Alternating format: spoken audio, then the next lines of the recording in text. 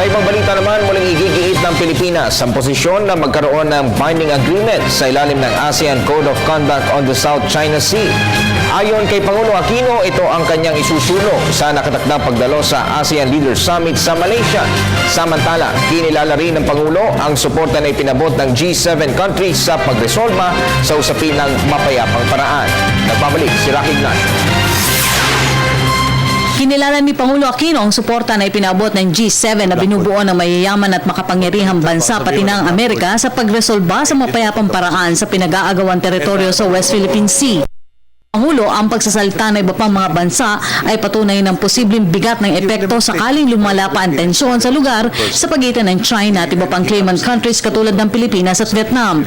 Nagpalabas ang pahayag ng G7 na kinabibilangan ng Amerika, France, Canada, Italy, Japan at United Kingdom ng pahayag kaugnay ng patuloy na reclamation activities ng China sa pinag-aagawang teritoryo sa kabila ng petisyong inihain ng Pilipinas sa United Nations International Tribunal. Yung reaction to the American statement, the G7 statement, tagal na natin na-espouse yun. Everybody, even the claimants for the territorial, well, the features in the South China Sea, lahat naman nagsasabi, let's have a peaceful resolution based on international law. Ngayon, we keep asserting na yung problema sa South China Sea, hindi regional problem. No, problema ng buong mundo, lalo na dahil parang hindi bababa sa 40% ng kalakal sa buong mundo ay kailangan tumawid dito sa dagat na ito. Paalala lang natin, siyempre dapat mabahala tayo sa nangyayari reclamation ngayon. Nakasentro ang agenda ng G7 sa ekonomiya at kalakalan. Nakikitaan niya magiging epekto sa global economy ng tensyon sa lugar, partikular na ang sinasabing freedom of navigation. Dahil dito umaasa ang Pangulo na mangingibabaw ang goodwill sa tunay na pagresolba sa diplomatiko at mapayapang paraan. Dati sinabihan tayo na meron silang mga patakaran lalo sa fishing na hindi lang ina-enforce. Pag in-enforce sila, parang kailangan humingi na tayong permiso para mangisda sa ating exclusive economic zone. So, yung pagsasalita ng mga ibang bansa, no, lalo na yung hindi talaga nandito sa ating lugar, no, kumikilala doon sa bigat ng problema na lahat.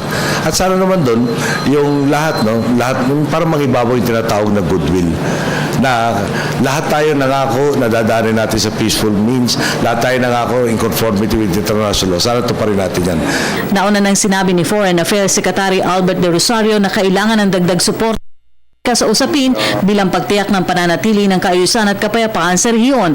Dagdag pa ng Pangulo, muling igigit ng Pilipinas ang posisyon nito na magkaroon ng binding agreement sa ilalim ng ASEAN Code of Conduct on the South China Sea sa kanyang pagdalo sa nalalapit ng ASEAN Leaders Summit sa Malaysia. Lalapit pagpunta natin sa Malaysia para sa ASEAN, uulitin natin yung panawagan natin para mabuo na yung tinatawag na Code of Conduct.